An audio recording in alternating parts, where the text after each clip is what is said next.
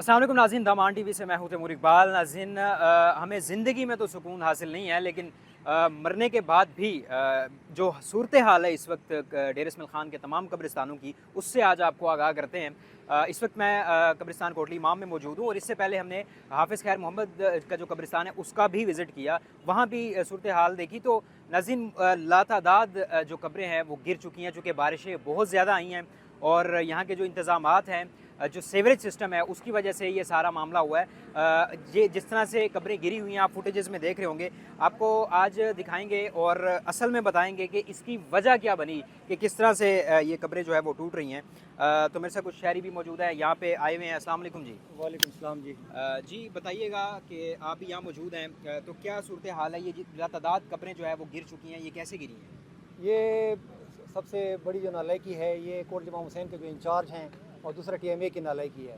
क्योंकि देखें कि अगर आप ये सामने देखें, ये जो पानी एक जगह जमा हो गया है, ये ताज़ा कब्रें बनी हुई हैं, इसके अंदर ये पानी इंटर हो गया है। यहाँ की TMA यहाँ पे काफ़ी मतलब फ़ंड ले चुकी है, लेकिन न मुहर्रम में कोई ऐसा ख़ास मिट्टी डाली गई है और न कोई इसके ऊपर तवज्जो दे रहा है।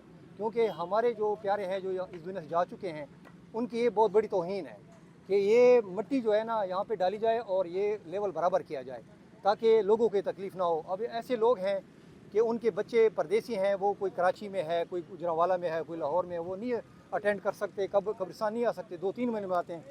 अभी ना उनका कोई कांटेक्ट नंबर है, वो कब्रें पड़ी हुई हैं, तो मतलब ये उनकी तौहीन है इन कब्रों की। क्या आप जो आए हैं ये आपके तो चलो जानने वाले थे या आपको पता चला कि इन कब्रों का, उसके अलावा लातादाद कब्रें भी गिर गई हुई हैं, तो उनके हवाले से बताइएगा कि ज़ाहिर है इसके ये किस तरह से मामला सॉर्ट आउट होगा? ये जो पानी बारिश का जमा हुआ है, ये कब्रों के अंदर से होता हुआ, ये मतलब ये यहाँ पे भराई न होने की वजह से ये कब्रों में इंटर हुआ है और कब्रों के अंदर से इंटर होता होता हुआ ये कब्रें बैठ गई हैं।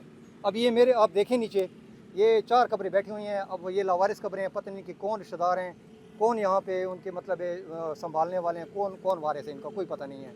आज मैं आया हूँ तो मुझे बड़ा दुख हुआ। मैंने अपनी मदद के तहत यहाँ पे मतलब ये मिट्टी का ट्रेला मंगवाया और ये दोस्त अहबाब लगे हुए हैं जिनको पता चला है या हमने उनको इतला दी है, वो आए हैं और ये कब्रें बना रहे हैं। अच्छा ये बताएं कि TMA ने वहाँ पे मिट्टी डाली थी और जो बराए नाम मिट्टी खास तौर पे डाली गई है, बताया जा रहा था मुख्तलिफ न्यूज़ में कि 2-2 करोड़ रुपए की जो है वो मिट्टी डाली गई है।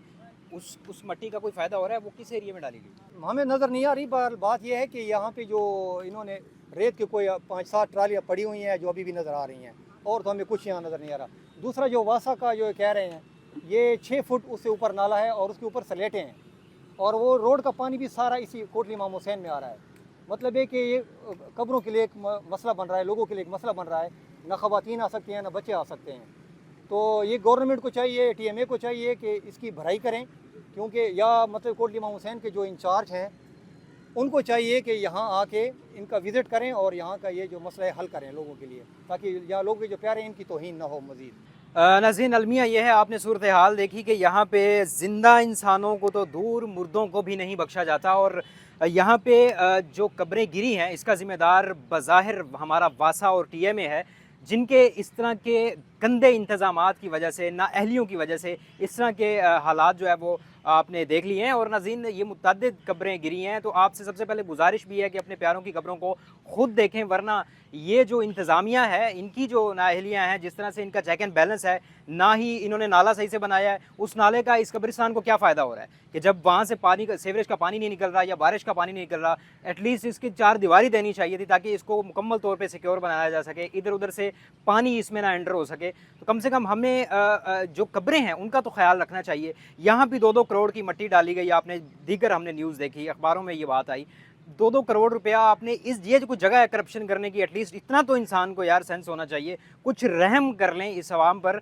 कितने अरसे से हम देख रहे हैं, हम रिपोर्टिंग कर करके थक गए हैं। आप लोगों की जो नाअहली है और करप्शन है उसके सिर्फ कारनामे हमारे सामने आते रहे हैं, कभी कारकर्दगी का कोई कारनामा हमारे सामने नहीं आया। तो इस आवाम पे रहम करें और इनको जितना हो सके फैसिलिटेट करें, वरना ये आवाम तंग आकर फिर एहतजाज करती है तो फिर भी आपको मसला होता है। तो कम से कम मुर्दों को तो बख्श दें।